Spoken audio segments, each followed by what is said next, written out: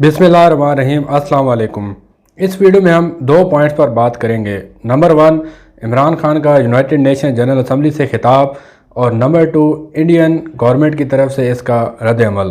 तो चलिए बात करते हैं। सबसे पहला पॉइंट कि इमरान खान का यूनाइटेड नेशन जनरल असम्बली से खिताब। जब इमरान खान साहब ने खिताब शुरू किया तो उसमें उन्होंने सबसे पहले पाकिस्तान के इंटरनल मामलात, इंटरनल मसाइल को डिस्कस किया कि जो हमारी आवाम है उसको क्या क्या मसाइल दरपेश हैं, और इसको उन्होंने लिंक किया स्टेट ऑफ मदीना के साथ कि वो स्टेट जहाँ पे लोगों की वेलफेयर, लोगों की फलाह के बारे में काम किया जाता है। और इस चीज़ को उन्होंने बताया कि इसके लिए जो सबसे ज़रूरी चीज़ है वो है पीस एंड स्टेबिलिटी अपने नेबरहुड के साथ। तो इस पीस एंड स्टेबिलिटी का उन्होंने लिंक अप किया पाकिस्तान की फॉरेन पॉलिसी के साथ कि पाकिस्तान की जो फॉरेन पॉलिसी है वो इसी बेस पे है कि वो पीस एंड स्टेबिलिटी चाहते हैं अपने नेबरहुड में। और फिर उन्होंने यूएन को बावर कराया कि जो यूनाइटेड नेशन को 1945 में बनाने की वजह थी वो यही थी कि वर्ल्ड वार 2 के बाद अब आइंदा से आने वाले वक्तों में जंग को रोका जा सके, और जितने भी ममालिक हैं उनमें मल्टीलैटरलिज़म को अपनाया जाए और उनको मुख्तलिफ़ शोबों में ताउन फराहम किया जाए, ना कि उनमें जंगें कराई जाएँ। तो ये उन्होंने यूनाइटेड नेशन को उनका क्रिएशन का मकसद बावर कराया। फिर इमरान खान साहब ने क्लाइमेट चेंज पे बात की कि जो पेरिस एग्रीमेंट में जितने भी ममालिक ने साइन किया था उस पेरिस डील को, तो उसमें पाकिस्तान भी क्योंकि एक सिग्नेटरी था, तो उन्होंने बताया कि पाकिस्तान ने कितनी सीरियसनेस के साथ क्लाइमेट चेंज पे काम किया है, और जो बिलियन ट्री जो उनका प्रोजेक्ट था उसको काफ़ी दुनिया के मुख्तलिफ़ इदारों ने उसको काफ़ी पज़ीराई हासिल किया है कि वाकई पाकिस्तान इस मामले में सीरियस है। फिर इमरान खान साहब ने बात की कि कोविड-19 कोरोना वायरस जो आया इसने दुनिया को बताया कि आप यूनिलैटरलिज़म की बजाय मल्टीलैटरलिज़म को अपनाइए। आप मिलजुल कर इस चैलेंज को, आप इसके ख़िलाफ़ नब्र आज़मा हुई और आप इसको मिल के इसके ख़िलाफ़ लड़ सकते हैं। तो इसी तरीके से उन्होंने ये भी कहा कि जो डेवलपिंग कंट्रीज़ हैं, जिस तरह मुख्तलिफ़ ममालिक हैं, पाकिस्तान, इंडिया या बाकी जो भी डेवलपिंग नेशंस हैं, उनको इससे नब्र आज़मा होने के लिए $2.5 ट्रिलियन चाहिए, और ये IMF की रिपोर्ट कहती है। तो इस वजह से ये जो कोरोना वायरस है इसको हमने मल्टीलैटरली इसके ख़िलाफ़ लड़ना है। फिर इमरान खान साहब ने जो तवज्जो दिलवाई वो बिगर ग्लोबल क्राइसिस, वो ये कि जो डेवलपिंग नेशन से जो पैसा जाता है, जो तरक्की पजीर ममालिक से जो पैसा तरक्की याफ्ता ममालिक की तरफ मनी लॉन्ड्रिंग होकर जाता है और वहाँ पे ऑफशोर कंपनियों में वो जाके इन्वेस्टमेंट होती है, ये तरक्की पजीर ममालिक के लिए सबसे बड़ा मसला है।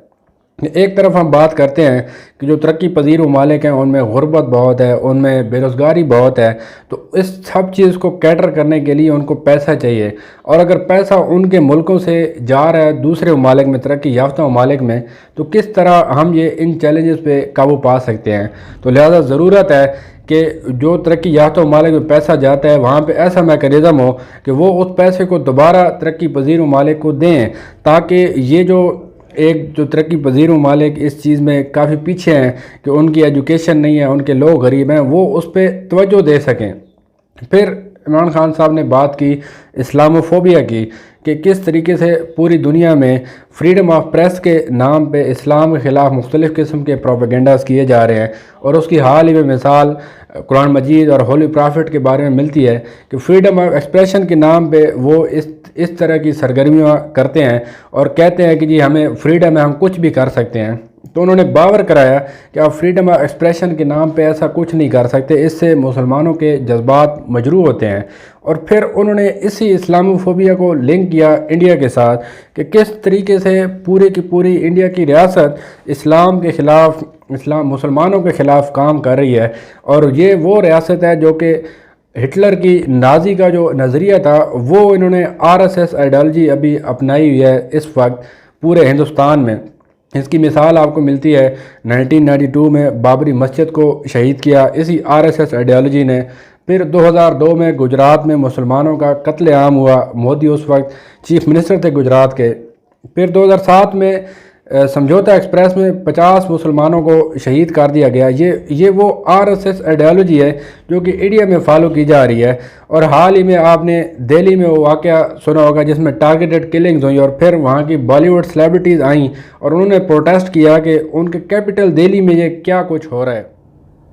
اور پھر عمران خان صاحب نے کشمیر کے ایشو پہ بات کی کہ انڈیا نے 5 اگست 2019 کو جو آرٹیکل 370 اور آرٹیکل 35A کو یونیلیٹرلی ختم کیا، یہ اللیگل ہے، اور ان کی جو 9 لاکھ کی آرمی انڈیا پہ اس وقت قابض ہے وہ اللیگلی وہاں پہ قابض ہے۔ اور اس چیز کا وہاں پہ ہیومن رائٹس کی اتنی وائلیشن ہو رہی ہیں کہ یونائٹڈ نیشن کی ہیومن رائٹ کی کمیشن کی ایک رپورٹ بھی ہے کہ انڈیا میں سب سے زیادہ ہیومن رائٹس کی وائلیشن ہو رہی ہیں۔ اس کے ساتھ ہی ساتھ ان کا انڈیا کا یہ ایکٹ کشمیر کی ڈیموگرافی چینج کرنے کے مترادف ہے، اور 4th جنیوا کنونشن کے مطابق اگر آپ کسی بھی آکوپائڈ ایریا کی ڈیموگرافی چینج کرنے کی کوشش کرتے ہیں تو یہ ایک سیریس وار کرائم ہے۔ تو یہ انہوں نے یونائٹڈ نیشن کو بتایا کہ آپ کے چارٹر کے مطابق یہ ایک وار کرائم ہے، اب آپ کے خلاف کیا کارروائی کریں گے۔ پھر انہوں نے افغانستان کے ایشو پہ بات کی کہ جو انہوں نے شروع میں بات کی تھی کہ ہماری جو اس وقت ترجیحات ہیں وہ یہ ہیں کہ نیبرہڈ کے ساتھ ہم پیس اور اسٹیبلٹی چاہتے ہیں، اور یہی وجہ ہے کہ افغانستان میں ہماری خواہش ہے کہ افغانستان لیڈ اور افغانستان اون پیس پروسیس ہو اور ان کی اپنی خواہشات کے مطابق وہاں پہ امن آ سکے۔ پھر انہوں نے فلسطین ایشو پہ بات کی جو حال ہی میں اسرائیل کو ریکگنیشن کا معاملہ چل رہا ہے تمام ملکوں کے ساتھ، تو انہوں نے پاکستان کا موقف دہرایا کہ فلسطین کو جب تک آپ 1967 کے پری بارڈر پہ آپ نہیں لے کے جائیں گے، جب تک آپ وہاں پہ 2 اسٹیٹ سلوشن اپلائی نہیں کریں گے، ہم اسرائیل کو تسلیم نہیں کر سکتے۔ تو یہ تھے کچھ پوائنٹ عمران خان صاحب کے خطاب کے، اور اس سے بہتر انداز میں پاکستان کی ترجمانی نہیں ہو سکتی جس میں انہوں نے تمام پاکستان کے انٹرنل ایشو سے لے کر پاکستان کی فارن پالیسی تک جو تمام ایشوز ہیں ان کو انہوں نے بیان کر دیا ہے۔ اس خطاب کے بعد انڈیا کی طرف سے اس کا جواب آیا، اور ان کا جو پہلا جواب تھا کہ جو انہوں نے آرٹیکل 370 اور 35A کو ختم کیا اور کشمیر میں انڈیا کے قانون لاگو کیے، وہ ان کا ایک انٹرنل معاملہ ہے۔ آرٹیکل 35A اور 370 کو جب انہوں نے ختم کیا تو انہوں نے یہ بھی کہا کہ کشمیر جو ان کے حصے میں اور جو پاکستان کے حصے میں اور جو گلگت بلتستان ہے اور اس کے ساتھ ساتھ جو لداخ کا علاقہ ہے وہ ان کا حصہ ہے، وہ اب پورے بھارت کا حصہ ہے۔ تو چین نے اس بات کو نہیں مانا، اور چین نے اپنی جو فوجیں ہیں وہ آ کے بٹھا دیں لداخ کے پورے ایریا پہ، اور وہ فنگر 4 اور فنگر 8 کے وہ تمام ڈیٹیلز آپ کے سامنے ہیں، یا آپ پکس میں بھی دیکھ رہے ہیں کہ چین کس طریقے سے انڈیا کے کلیم کیے علاقوں میں گھس آیا۔ اور اس بات کا اعتراف وہاں کے وزیر دفاع راجناتھ سنگھ نے اپنی اسمبلی میں بیان دیتے ہوئے کہا کہ چائنا جو ہے وہ کلیم کرتا ہے بھارت کا بہت سارا حصہ، اور وہ بھارت کے بہت سارے کلیمڈ حصے میں بیٹھا ہوا ہے، تو ہم چاہتے ہیں کہ ہم چائنا کے ساتھ پیس کریں، ہم ان کے ساتھ نیگوسیشن کریں اور ہم ان کے ساتھ بات کریں۔ وہاں پہ ان کو یہ انٹرنل معاملہ یاد نہیں آتا کیونکہ وہاں پہ چائنا بائی فورس وہاں پہ بیٹھا ہوا ہے۔ ان کے سامنے جب وہ انٹرنل معاملے کی بات کریں گے تو چائنا کہے گا ٹھیک ہے آپ بیٹھ رہی ہیں انٹرنل معاملے پہ، جو ہمارا ایریا ہے ہم پھر لے کے جاتے ہیں۔ یہ انڈیا کا دوغلا معیار ہے جو کہ اس نے اپنایا ہوا ہے، ایک طرف لداخ میں اور ایک طرف کشمیر میں انٹرنل معاملے کی صورت میں۔ پھر انڈیا نے کہا کہ جو پاکستان کی جو سٹیٹ ہے وہ ٹیرر سپانسر کرتی ہے اور پورے دنیا میں وہ جو دہشت گرد ہیں ان کو ٹرین کر کے بھیجتی ہے۔ اب یہ ان کا اگر آپ جواب دیکھیں تو آپ کو سمجھنا چاہیے کہ وہ کس کو بیوقوف بنانا چاہ رہے ہیں۔ جو ہم نے کمانڈر کلبھوشن جادھو کو بلوچستان میں پکڑا وہ کس خوشی میں پکڑا تھا، ہم نے ان کو دہشت گردوں کو ٹیرر سپانسرنگ کے کیس میں پکڑا تھا کہ وہ بلوچستان میں دہشت گردی کی کارروائیوں میں ملوث تھے، اور انہوں نے اس بات کا اعتراف کیا اور ان کا باقاعدہ case international court of justice میں گیا۔ انہوں نے بھی اس کو ڈینائی نہیں کیا کہ آپ نے اس کو غلط پکڑا ہوا ہے، انہوں نے صرف یہی کہا کہ آپ اس پہ نظر ثانی کیجئے۔ پھر اس کے علاوہ جو TTP ہے تحریک طالبان پاکستان، اس کو سپانسر کس نے کیا؟ اس کو سپانسر انڈیا نے کیا۔ اس کے علاوہ حال ہی میں رپورٹ آئی ہے امریکن